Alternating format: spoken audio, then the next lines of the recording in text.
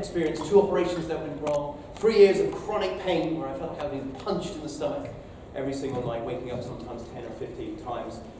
And we all have our story and everything like that. And I think the most important thing is to really look at yourself and ask yourself, why did it happen to me? What's the situation? And I truly believe, having had a near-death experience, that we come down to this planet to learn, to grow, to evolve, to become better versions of ourselves. And I also believe, having had this near-death experience, that the true us is the us inside, the energy inside, the soul inside. And this spacesuit that we have to experience life, it just gives us the incredible joys of life. And a lot of people ask me, what is the meaning of life? What do I think the meaning of life? This is just my perspective. I think, why would you just come down as you or me? Why would you not come down as the king, the queen, the prince, the pauper, the invalid, the Olympian, to experience life in different ways, in different means, and different angles, so you can enjoy the entirety of life? And in terms of the meaning of life, well, a lot of people talk about finding your purpose, and I'll talk about that a little bit later on. But actually, really, I think the meaning of life is to enjoy life. We had a beautiful talk earlier on from Laura, where she was talking about how she's visually impaired. And actually, you know what? The 5 senses that we have in life are the gifts that we have in life. So I have this screen up here to be able to show you, what are the gifts in life? The gifts of being able to see the sun, the sea, the stars, the sky, the mountains. To be able to hear the whistle of the wind, a river running by, or even someone telling you that they love you. Or even being able to taste, my girlfriend had COVID a while ago, to be able to taste chocolate, or smell a rose, or be able to touch a kiss, or a hug. These are the real true meanings of life and the enjoyment of life. And in terms of what I'm going to be talking about today, I'm going to be giving you some insights from what comes from my book, but also my own experiences. But also I've interviewed, Mark was saying, I was a radio presenter at Dublin Radio, and I've interviewed over 300 different people. People like Niall Quinn, the footballer, we had a few sports people earlier on. Stuart Lancaster is actually one of my coaching clients. Many others as well, to try and understand what makes people successful in life. And what I realised is that success isn't really about money. It's about wealth in life. It's about happiness. It's about joy. And that's the true success in life. So hopefully I'm going to give you a few insights into those today as well. And look, we did talk about mental health earlier on as well. And mental health is a very serious issue, probably the biggest pandemic really in the world at the moment. And I truly believe, because we have this, or just my belief, that we come down here to learn, to grow, to evolve as spiritual beings having this physical existence, I truly believe that if you're having a hard time in life in some way or form, maybe pat yourself on the back. Because maybe you played this game of life so often that you're testing yourself to the ultimate to see if you can get through all this shit and come out the other side as the best version of you. And the thing that really gets people the most and causes the most mental health issues in life, I'm sure you'd agree, are the relationships that we have in life. Do you agree with that? Yeah. And what's the most important relationship we have in life? Ourselves. With our own selves, exactly. We're a product of our parents, our preachers, our teachers, and past relationships and experiences. And most people often point the blame at their parents at this, or they blame at their ex-partner at that. But actually, when you point the finger, they're actually 3 pointing back at you. So you can't really change anybody else. The only person you can actually change is your own self. So if you take responsibility for your own self and realize that actually maybe you're playing this game of life to a higher level, what can you learn? How can you grow? And when you have those relationships that are sometimes causing emotion and commotion in some way or form, how can you take yourself out of the situation, put yourself on the top floor, and look back down as the observer and ask yourself, what am I learning here? How can I grow from here? And how can I become a better version of myself? And maybe just even turn my mess into a message and give it meaning in some way or form. Now, diversity is so, biodiversity is probably the most thing that most people talk about in all the companies. I've actually spoken about it on many, many different platforms in terms of companies, but obviously neurodiversity as well. So in terms of neurodiversity, what do we see in diagram 1? Anybody? Bird. Bird, duck. Anything else? Baby. A what? Oh, baby. A hair. A hare, exactly. So we can see different. Diagram 2, what do we see there? A lady. Old woman. Old lady, Old lady and a young. old lady and a young lady. exactly. Some people see an old lady. Some people see a young lady. Some people see the duck. Some people see the rabbit. It doesn't really matter. It's just different perspectives of the same thing. But what happens in relationships is that we all have opinion. And opinion's a bit like our souls. We all have one, but we don't necessarily want to hear it. But we tend to push it on other people. And relationships, I think, are the most important thing in life and in business to grow successfully. And in terms of relationships, I like to break the word down into relationships. Because let's face it, you have a ship that goes port to port in a direction. And you want to make sure yourself and yourself, or yourself and your colleagues, yourself and your loved one, or yourself and your children, or yourself and your clients are on board that ship, traveling in the right direction of life. Now, how do we do that? We relay, in terms of conscious communication and active listening, your shoulds, your intentions, your motivations, and your expectations. Now, the expectations are the biggest problem in relationships, because one person has X, another person has Y, and when they don't match, there's a clash. So it's really important to not make assumptions about what the other person is thinking, because when you assume, as you can see, you make an ass out of you and me. So instead of making assumptions and having expectations, let's ask questions. If you can really truly understand that all of us here are seeing me the way I'm talking in a different way, because we're all a product of our parents, preachers, teachers, past relationships, and experiences, and really appreciate that and understand that diversity is one of the most beautiful things in life. Let's face it, in business, if we take it in a business context, the more diverse your organization, the more potential solutions for the problems you're going to get. And if you're all the same, it'd be boring as well. So diversity and inclusion is a beautiful thing. And in terms of neurodiversity, I truly believe it's a gift. Because as a spiritual guy, I truly believe that you chose this life. And you chose this life for a reason. And you chose that gift that you're given for a reason to put you in the direction to connect with your heart self rather than your head self. When I come out on stage, or before I come out on stage, I always put my hand on my heart. I say, I am Doug Gordon, I am my heart. Please let me connect the hearts of the audience in order to bless rather than press. And what I'm doing is I'm setting the intention to get out of my head self, my ego self, my place of fear, to get into my heart self, my higher self, my place of love. So I don't really care if I make a mistake, or basically, or because all I'm trying to do is to add value to you from a place of love. And ironically, sometimes anyway, you tend to speak better because you don't care in that way. So relationships are incredibly important in life.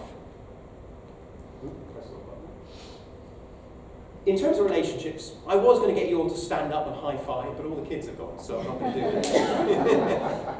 I normally get people to introduce themselves to someone they haven't met before, but as there's a small group, we'll leave it as it is. But just in terms of my relationship with you, you don't mind if I just explain a little bit about my background. I was 21 years in the investment world, did reasonably well, as you can see. I was in the newspapers at the Times and the Independent, and then I had a near-death experience, as I was saying. And that near-death experience came from stress. It came from anxiety, it came from depression. And through that then, I ended up having so many different elements I wouldn't even talk to, lost faith in the medical world, and then learned to heal myself. I became a master teacher healer of 5 modalities in healing. Actually, when I died, I was encapsulated this amazing feeling of love, energy, connection. Now the kids have got, I can actually say it was the best orgasm you could possibly have. But when you can connect with your own self through meditation or mindfulness, when you're connecting with your heart self, you can actually connect with that energy anytime you want. But people don't realize that, and they block that out. All of us have potentials of being healers. All of us have potentials of being millionaires. All of us have potential of being whatever we want. But the problem is that we often seed our own subconscious mind with weeds rather than flowers. And that's why it's so important to make sure that you talk to yourself in a positive way. Because let's face it, you're the person who talks to yourself the most. Sometimes it can be the most intelligent conversation you actually have. But why not talk positively as well? So I worked for a few people and did reasonably well in plastic, but it doesn't really matter. What matters is you. And where I am now, actually, I changed this slide earlier on because it was completely different. It's about corporate stuff. And then with all the kids here and the sports stuff here, I changed these while I was sitting at the table there, and they all disappeared, so it was a waste of time. But as Mark was saying, I did write a book. It's testimony by 3 New York Times bestsellers, Lisa Nichols from The Secret Film, John DeMartini from The Secret Film, Stephen Covey, I'm sure a few of you know Stephen Covey, the New York Times bestseller. And then over here we've got people like Eamon Quinn from Super Quinn, now Super Value, Keith Barry, Pat Falvey, who did the North Pole, South Pole, Everest twice, and a few others as well. So if you're interested in buying the book, you can buy it at the back. It talks a lot about purpose, a lot of the stuff I'm going to be talking about today, so it'll give you a good indication as well. So how do we make ourselves happy? How do we get ourselves into the best possible state? Well, I have an acronym here, which is mindset, actions, knowledge, and energy. And mindset, as we know, is so important. Let's face it, if you can have a positive mindset, if you can motivate yourself to be the best version of yourself, then you can motivate other people as well. But it all starts with you. Actions is understanding where you are and what you need to do to get to where you want to go. Or sometimes it's about learning from other people. I always say, because I'm a coach, obviously, and a mindset coach and healer, I always say, look, Johnny Sexton, I'm actually meeting with Johnny Sexton very soon because I help people with presentation skills. And I said to Johnny, I said, look, Johnny, you've got a coach. Tiger Woods has got a coach. Cristiano Ronaldo has a coach. It doesn't mean the coach is any better than them. It just means sometimes the coach will see things they can't see in themselves. And awareness and acceptance of understanding what those are is sometimes very important to get you up to another level. Knowledge, for me, is all about awareness. I mean, in business, I always say, know your client, know your product, know your industry, and match your client needs to your USPs. But actually, in this circumstance, knowledge is about awareness, and it's particular self-awareness, people awareness, and understanding situational awareness as well. And then finally, energy. I mean, I've been in the world of energy since I was born, because we're all part of energy. And energy is so important to make sure that you optimize your energy to optimize your performance in life as well. So, in terms of mindset, I always say try and get yourself into the knowing mindset. That's like when that Messi, he's in that zone, he's flying past all the players and he boots it back into the top corner. You can get into that knowing mindset. So if I was to ask Mark, for example, Mark, is your name Mark? And I would say, do you think your name is Mark? Do you believe your name is Mark? Or do you just know your name is Mark? You know it, right? So know what you truly want in life. And regardless of the ups and downs, know you can achieve it. Because it's fear that gets in the way from achieving what you really want in life. Fear obviously being false evidence appearing real. So Forbes did an article, they showed that happier staff, 20% more productive. Happier salespeople, 37%. I don't know how they get these figures. Fortune magazine showed the top 100 places to work for in terms of the happy factor have much better stock market returns than those that don't. Why is that? Well, because positive people produce positive results. And I'm actually a trained fund manager and a trained investment advisor because I used to work in that industry. So I wanted to check this out. And I checked out, and actually the day before Thanksgiving, the day before Easter, the day before Independence Day, and the last 2 weeks of the year, in terms of the Santa running, when we're all supposed to be working, but we're not, but we're all happy, the stock market goes up 80% of the time. And that's because they know they're going on holiday next day. Or they know they've got something good happening at that point in time. So if you get yourself in the best positive state, you're going to get more done in less time and less stress, but you're also going to have a better mindset, and you're going to get better mental wellness as well.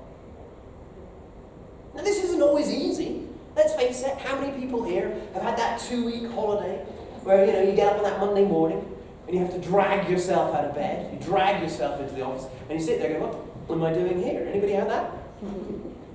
Lots of nods. Everybody, right?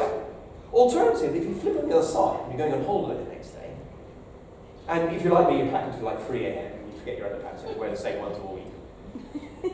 And anyway, you wake up in the morning on the holiday day and you spring out of bed, you spring into a taxi, you spring into the airplane, you spring into the swimming pool with loads of energy because you're aligned for something you love to do. When you have love for what you do, love for the people you work with, and love for the clients you serve, if it's in business, you have lots of vibrant energy. Love. So how can we get into that state of love? And remember, love is an energy, and emotions are energies in motions. So the most important thing, I believe, in that side of things is to improve your emotional intelligence, which is about awareness, which I talked about, conscious communication, which I'll mention later on. It's about self-regulation of your own emotions, but also creating win-win in the interactions of life, including with yourself. It's about empathy and compassion, and it's also about motivation. Although, I have to say, the word motive comes from a reason which is outside you, whereas the word inspiration comes from the word in spirit, which it means comes from a place of love, so I'm fair. Also, my radio show used to be called Inspirational Stories. So, how can we get into that state? How can we spring out of bed like this young lady here every single day? Well, I have a morning routine, which a lot of you I've seen these kind of things before. I was speaking at Thrive a while back at the convention centre. So this is me, and then you can see up here gratitude. Everybody talks about gratitude. The attitude of gratitude. Why is gratitude so important? How many people here have children? Anybody? Yeah? How many people here, when you give a child a present and the child isn't grateful, feel like giving them anything else? Nobody, right? So why would your own subconscious mind make you feel worthy enough to receive anything else if you're not grateful for everything that you've created in your own life? The good and the bad. And actually, if you reframe all those bads into lessons and learnings, it probably helped you grow in some way or form. So there's nothing really bad. The universe is made up of male, female, north, south, dark and light. And without the darkness, you can't really appreciate the light. So every time you get a negative thing happening to you, whenever you get into that dark moment, instead of thinking, oh, here I am again, think, hey, I'm clocking up some credit here. If I'm in the dark, I'm due some light. What am I learning here? How can I grow here? And once you reframe that in that way, it can really help in terms of your mental health. Gravity, really important. ADHD is one of the things that a lot of people are talking about at the moment. And I wonder if I am, because I have to say I'm great at focusing on things that I enjoy. When it comes to taxes and administration, I'm absolutely shit at it. But that might be just me, I don't know. Anyway, but I truly believe, being a spiritual guide, that actually, if you think about it, my voice is coming out of my mouth. And there's people online all around the world at the moment. And actually, this voice is coming out of there, and the vibration is going into that camera, it's going up to the satellite, it's going all around the world. So there's vibration all around us, both in thoughts, but also in speech. So based on that premise, this is just my view.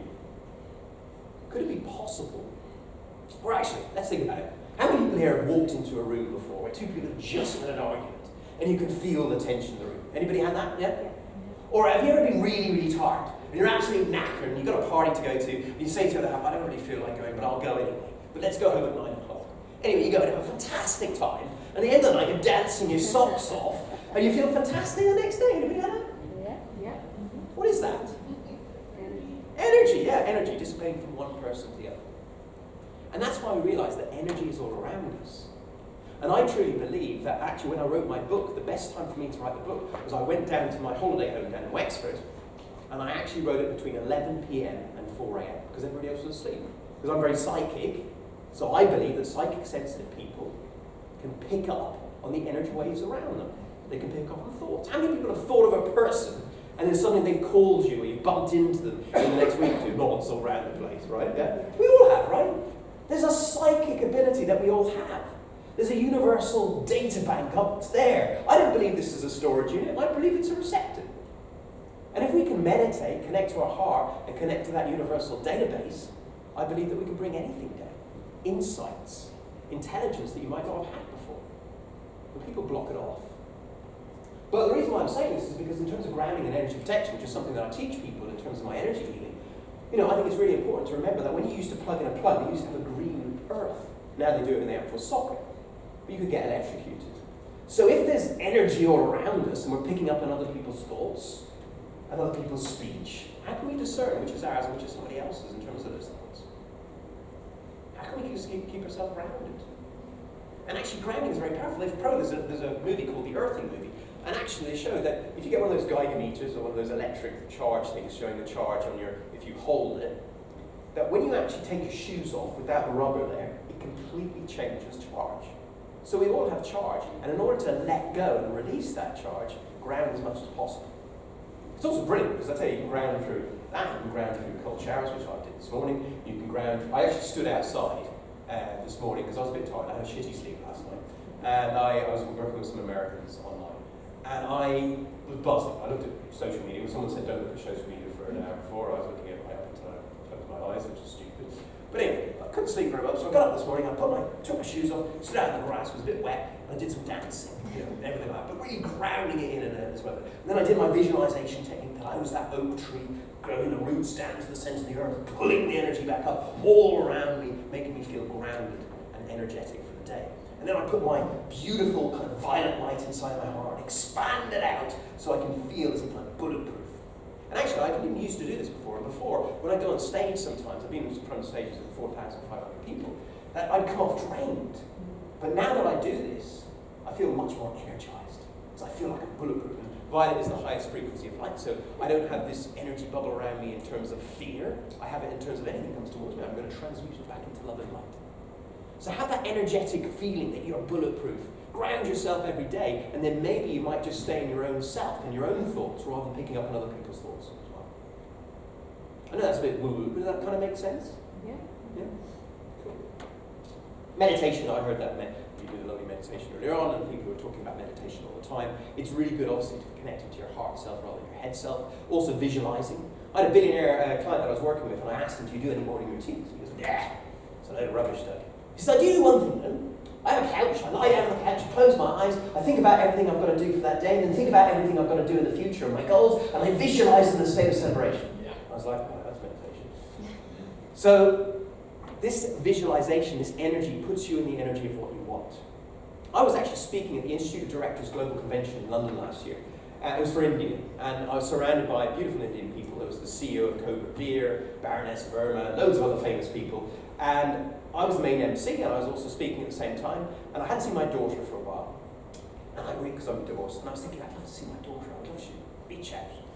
And then I was thinking also, wonderful Indian people, and we were talking about climate change and sustainability. I walked out of there, and I was supposed to be going to Gatwick. For some reason I went to Heathrow, don't ask me why. And I was trying to get on a plane, I had to pay the extra $40 to get on the plane. I sat down, and next to me came this guy with his daughter, and she's 1 year old, she sat down and started reaching out to me. And I got chatting to her, and they got chatting to him, and I found out that he was one of the lead consultants in sustainability and climate change. And on his other side of him was his wife, who was Indian. So if you put yourself in the energy of what you want, you'll create more of it. I happen to be a master manifestor, so that kind of helps a lot for me. Although you have to be very careful about what you think about. Because if you think about it and you think about it, you can bring about it. If you think about negative things, you can bring those around as well, as I'm sure you know. So all of these things are quite obvious, and we talked about journaling earlier on, exercise and everything like that, mirror work, look in front of the mirror and go, I am feeling fantastic, I'm having a fantastic day. I always do that every day as well.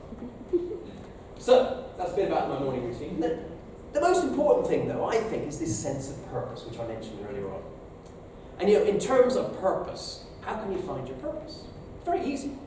Just write down 5 things you love doing, 5 things you're good at doing, and 5 things you can add value to people in some way or form.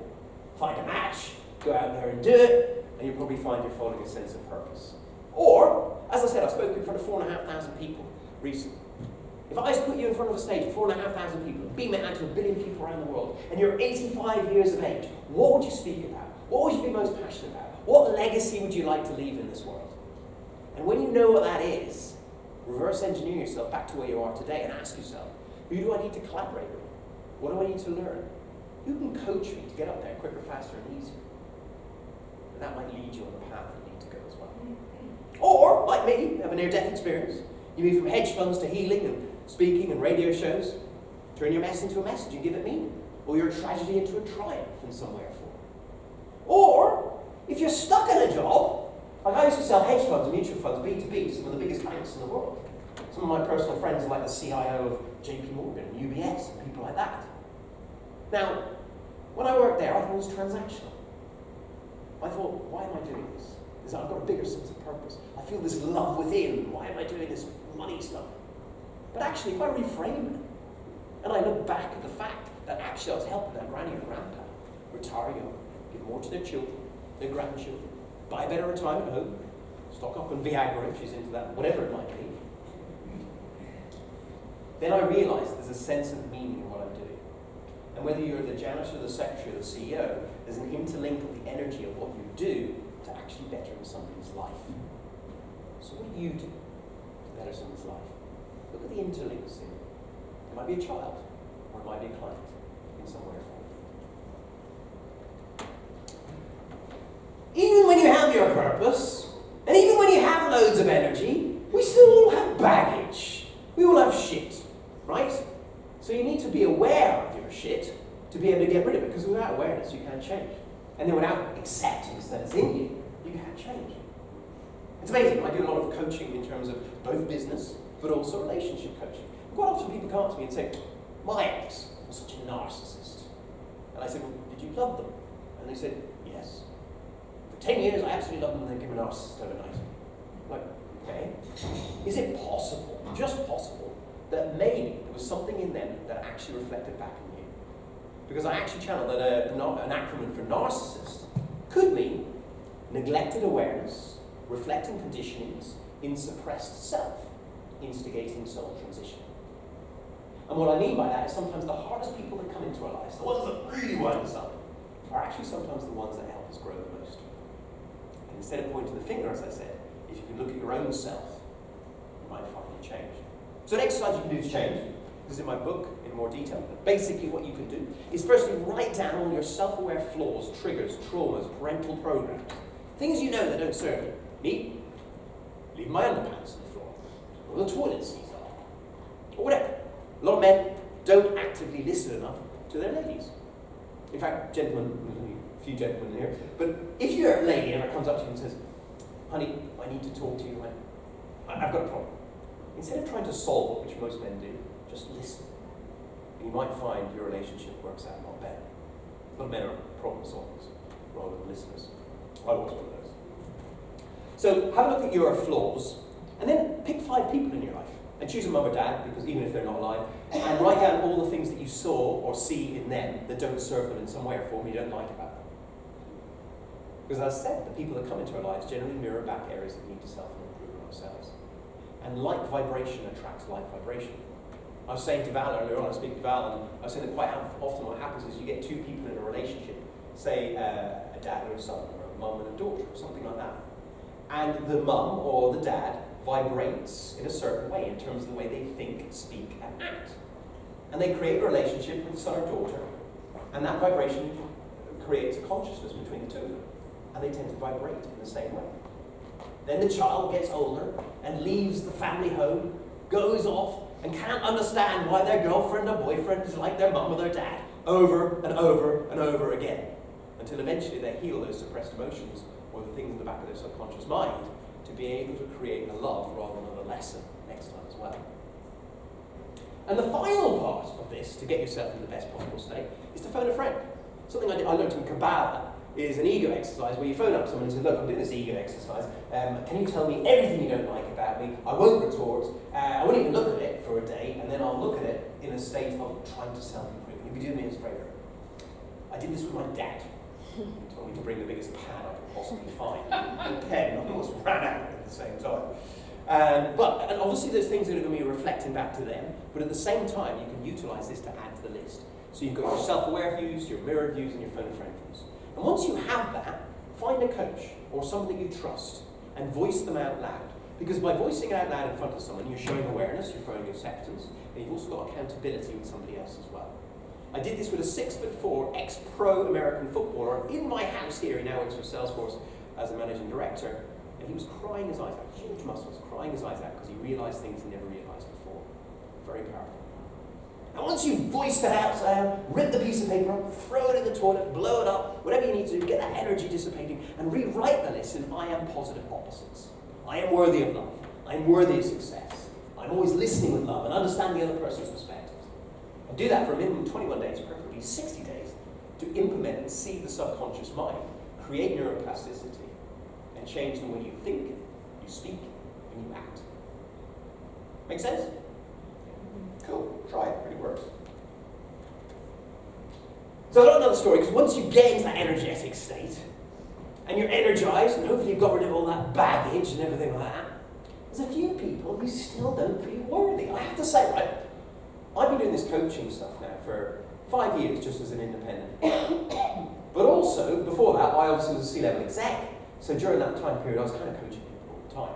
I also coached hockey players to play international hockey and all that. So even then, and I won a few accolades, but even then, I didn't feel worthy.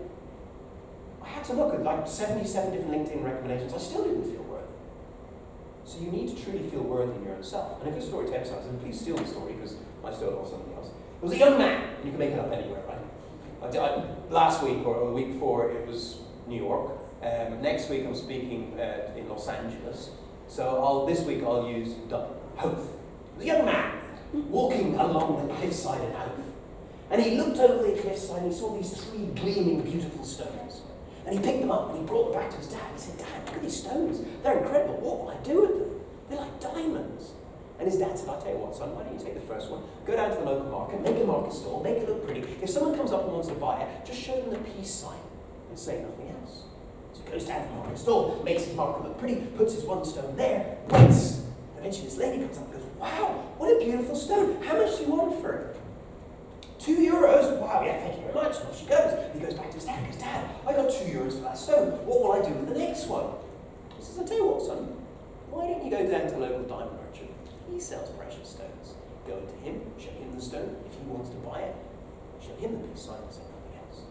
He goes down to the diamond merchant, finds the diamond merchant, shows him the stone. The diamond merchant goes, "Wow, what a beautiful stone. How much do you want for it?" €200.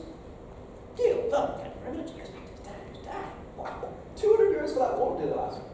He says, "Tell you what, son, when you go to London, go to the National History Museum, go to the Precious Stone Department, find the professor, show him the stone. If he wants to buy it, show him a piece of it." He goes to London, goes to the National History Museum, finds the professor, shows him the stone, and he goes, "Wow, I've never seen anything like that. I'd love that for my collection. How much do you want for it?" €20,000. Deal. He goes back to his dad and goes, "Dad, this is incredible. What does this mean?" His dad goes, "Can you do something? If you hang around with the right people and value what you have to offer, you get very different results." And this happens all the time in life. There are coaches out there that charge 150 quid. There are coaches out there that charge £1 million a year. Tony Robbins. I used to be in the investment world. I had the same presentation. I go to a financial advisor, I get £1 million quid. Stockbroker, £5 million quid. Private banker, £10 million quid. Asset manager, £100 million quid. And one institutional pension fund manager in one go gave me £285 million quid in one go. Proximity is power. So if you're going down to town here or anything like that, and you're going to get yourself a coffee, why not go to the Westbury or the Shelburne or something like that? You never know who you'll be sitting next to in the bar. I've had that happen. Proximity is power. I feel worthy. And also, too many of us. How many people worry about the future? How many people still worry about the past? Few. You all do, right? Anyone seen, this is obviously being shown in Dublin at the moment. Anyone seen The Lion King? Yeah, we've all seen The Lion King, right? Remember when the monkey slaps the Lion King in the face? The Lion King, "What did you do that for?" The monkey, "It doesn't matter, it was in the past. The past is history. The future is a mystery. The present is a gift. So live in the now."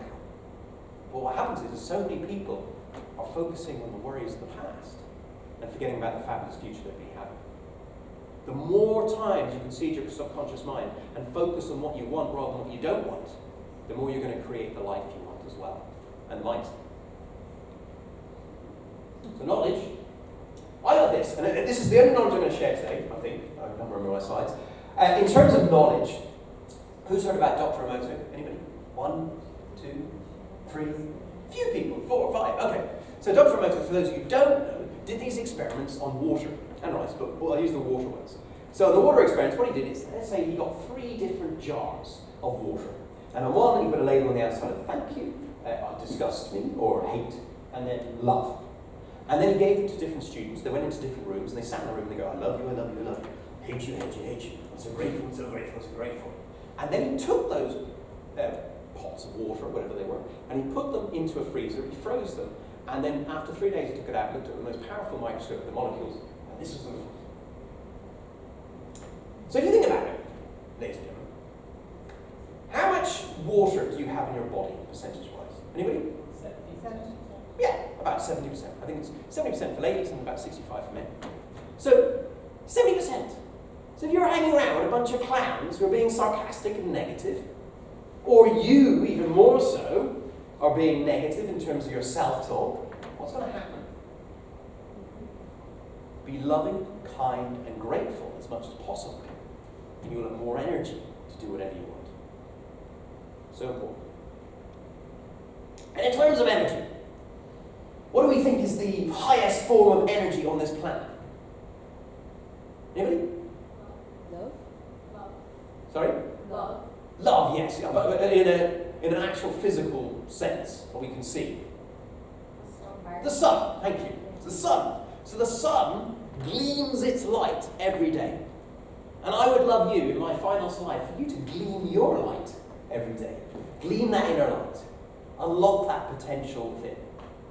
And Gleam, as you see, my acronym is Gamify Life, Gratitude, Giving.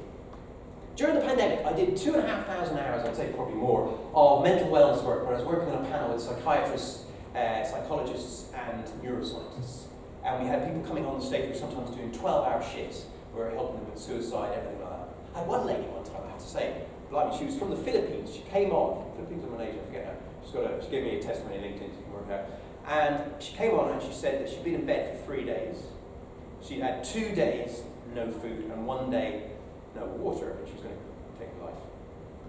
And I was like, oh crap. We were all like that. We were like, what are we going to do? And she was very serious. She'd been, unfortunately, a bit careful what I'm about to say there, but she was raped as a child. She was then raped by her husband, consistently locked in a basement for 3 years by her ex-husband, an arranged marriage, and she'd escaped. But she was in a terrible state of PTSD. And she told us this, and we were thinking, how are we going to help this lady? And I went into my heart, and this is on anybody know the app Clubhouse? Yeah. So this is on Clubhouse, and we do a mental wellness room every week. I put my hand on my heart and said, how can I help this lady? And I just sat there in silence. And what came to me was, make her gargle. It's like, talking to the universe saying, what? Gargle? Are you joking? This woman's about to take her own life. Don't make her gargle. And then I thought about it. Actually, you know what? She hasn't drunk for a day. She hasn't got any water there. Maybe I'll make her laugh. So I said to her name's Yam. It's online, so I'm not going to get into it. I said, Yam, will you play a game with me? If you win the game, you're going to win $1,000 worth of coaching with me. And she said, yeah, because she was looking for help, really. And I said, look, I want you to be the gargle champion of Clubhouse. Are you up for it? And after a bit of ums and ers and whatever, I said, okay. And there's like 15 of us on stage, and there's about 50 in the room. And I got her to, obviously, you're going to have to get some water, so she got up and got some water. And she came back. I said, give us a gulp so I can hear it on the microphone. And I pretended I couldn't hear her. I said, sorry, another one? 2 drinks of water, automatically. And then I said to her, I said, okay, right, are you ready to become the gargle champion? Give us a gargle. She goes, ah! And then she starts laughing. So within literally 2 minutes, she's made herself change her mindset, change her state. And we all have the ability to do that if you really want to. Whether it be through physiology, through exercise, through just thinking, changing the way you think. So anyway, she changed her state. And within no time, about 5 gargles later, she was a completely different person. And then I said to her, look, right, you won, but will you do me a favour? Have you got any bread in your house? And she said, yes. I said, will you go in and get a slice of bread? She got a slice of bread. Will you look at that slice of bread? And when you're looking at that slice of bread, when you look at gratitude and understanding in terms of mindfulness, the fact that that was once a seed that was sowed into wheat, that was turned into bread, that was delivered to that shop, to be able to be in your hand to nutritionise your body. And I want you to look at it in gratitude. I want you to take a bite in gratitude. I want you to swallow in gratitude. And I want you to appreciate that gratitude. And she did. And I said, look, if you can be grateful for something as small as a piece of bread, surely you can be grateful for your life. And actually, I truly believe that if anybody takes their own life, they'll only have to come back down and do it again. Because I believe we chose this life for a reason. And it could be worse next time. So get out of the way this time. So, give to others. The reason why I did all that mental wellness stuff because I enjoyed it. It was giving to others, but it was actually giving to myself as well. It was one of the greatest gifts. I then would look in the mirror at the end of every day and go, you know what, you're all right. I love you. Greatest gift for me in terms of self-love is giving to others. Learn and let go, I talked about that earlier on. Too many people hold on to these things, you know. And learning. You learn to earn. Let's face it, the most successful people in life are the ones who read the most and learn the most and go to the most courses and come to presentations like this. So fair play to all you guys. Energy, you know, your spiritual, mental, emotional, physical, biological, and chemical energies are all intertwined. If you work on one, it helps the others. The easiest ones of those, I think, is physical. Get yourself out there and go running, go swimming, go cycling, go dancing in the kitchen. I often do that. Whatever you need to do to move that body. And emotional intelligence, I mentioned. You know, emotional intelligence, obviously awareness. We talked about that awareness technique earlier on. But also conscious communication. I always say that your word is your wand. And the sentences we say are sometimes the sentences we condemn others to. So speak for what you want, not what you don't want. When I was a kid, my dad said I was a pain in the arse. I had 2 operations there. He said I was a pain in the back. I broke my back. Pain in the neck. I knocked a vertebra out of my neck. And my mum one time told me, make sure you put your coat on, Douglas, otherwise you might catch pneumonia. 2 weeks later I had pneumonia. So be very careful of what you say. And I'll just, to counteract all of those, I'll just say, we're all in perfect health. I'm in perfect health, and we'll always be perfect. I always piss my kids off because they will often, in the moment, in the present moment, they'll say something that I think is unconscious. They'll say, oh, Dad, do you know what? If you eat this, you could get this. But actually what they're saying in that moment is that you're going to potentially get this. So quite often I say, well, thank God we're always in perfect health. And it really pisses them off. Oh, Dad, stop doing that conscious communication shit. But actually I really believe in it because I believe in that word as your wand. The incantation of what you say. Also as well, in terms of authenticity and affirmations, authenticity is trust. There are so many people, I'm a verified, properly verified person because of my book on Instagram, there's so many people that have bought it, or there are so many people that have bought thousands of followers. Cecilia Ahern lives around the corner here. She's actually one of the best friends of my ex-girlfriend. I know Cecilia quite well. And Cecilia's got 46,000 Instagram followers, and she's authentic. I know people who've got millions and they're complete fakes. So be authentic, be your authentic self, and you'll attract authentic people. All my clients always pay me. I get a lot of coaches who I coach, and they say, oh, the client doesn't pay me. And I said, well, are you authentic? Yeah, really? Well, maybe. Be truly authentic, and you'll get authentic people. And affirm, as I said earlier on, you're the person who talks to yourself the most, so talk positively. Every single day. It's a great book. Anybody read the book, what's it again? The Game of Life and How to Play It by Florence Scovel Shinn. Anybody read that? Oh, you haven't, it's a great book. The Game of Life and How to Play It by Florence Scovel Shinn. She talks all about affirming. So talk to yourself in a positive way.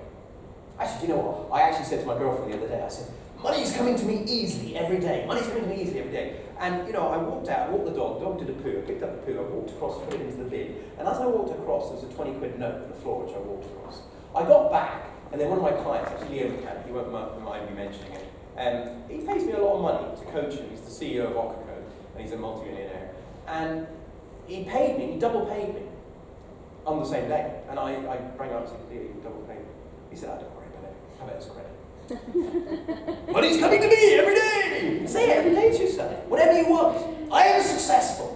I'm amazing. I'm brilliant. Say that to yourself. The I am statements are so important. Say it every single day. And then finally, meditation we talked about earlier on, in terms of being able to meditate, visualize, get yourself in the energy of what you want. But also, M is meaning. And I said earlier on, the meaning of life. It really is to understand and enjoy life, 5 senses.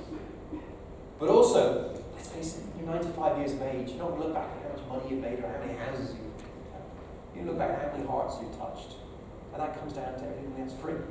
Kisses you can give, hugs you can hold, and kind words that you can pass on.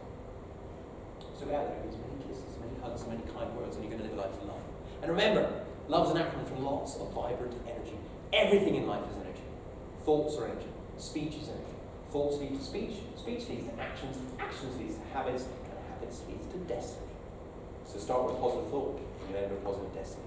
And if you're looking to get anywhere in terms of your destination, and I can help you, please get in touch. Thank you.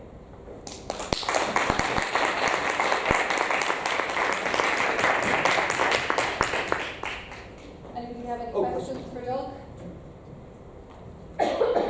Any questions? Yeah, could you keep saying that I'm going to get money every day? Well, funnily enough, Martin, actually, I have clients who will ring me up because they know I'm a master manifestor, and they'll say, okay, I've got this client, Leo McCann, for example, says, I'm seeing Boots next week, can we just do some affirmations about Boots? So it is very powerful. And if you have, they often say behind every successful man is an amazing woman. And that works both ways these days, because when that sentence originally came about, it was more men working than women, and now it's much more even. So if you have someone else that believes in you, then they will hold space for you. And then at the same time, that energy, that consciousness can help you create. So absolutely, and it was a flippant comment, it's true, but there was something behind it, which is that so many people, I mean, people know that I'm dyslexic and I talk about dyslexia, but so many people, when you're at school, give you that negative energy. So many people tell you what you can't do. So many people tell you how deficient you are.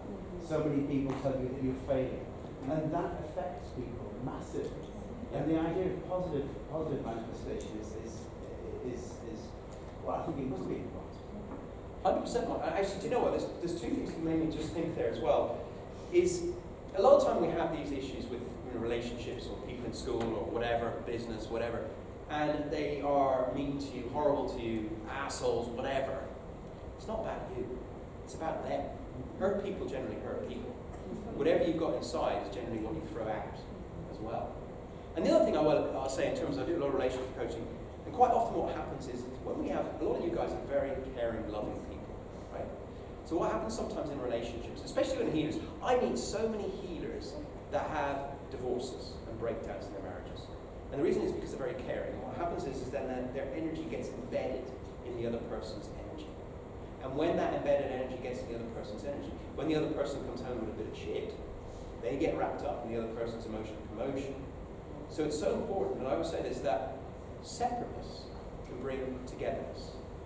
And I don't mean keeping yourself separate from the person you love, the people you work with, but keeping your energy separate from them. Keeping your emotions, your energy, emotions separate from them. And just realize actually that if they're ranting and venting at you, maybe it's because they love you and they don't feel they can do it to anybody else. And take it as an honor, the fact that they're venting at you, and just hold space for them. To eventually, when they stop throwing toys out the pram, they come back into that state of balance, and then you can bring that togetherness again. If that makes sense. Any other questions? You can ask anything about coaching, any problems, anything like that. I thought it was excellent, by the way. Like I came here today to get greater awareness around neurodiversity for my daughter, but that session was definitely for me, just about me. You know, so I found that really great. It is about all this. And I think it comes from my own journey and also the people that I've interacted with. And I can only speak for me. All my spiritual stuff is just speaking for me. It's my own experience, my own knowing, my own matrix, as they call it, you know. But we can only speak for our own selves. But the important thing is to make sure that we still have empathy and compassion and learn always. I'm learning every single day from someone new guys today. Any other questions?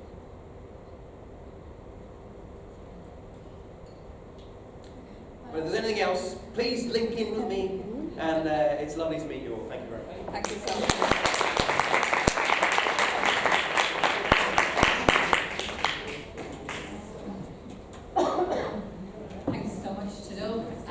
Thanks to everybody who has stayed around.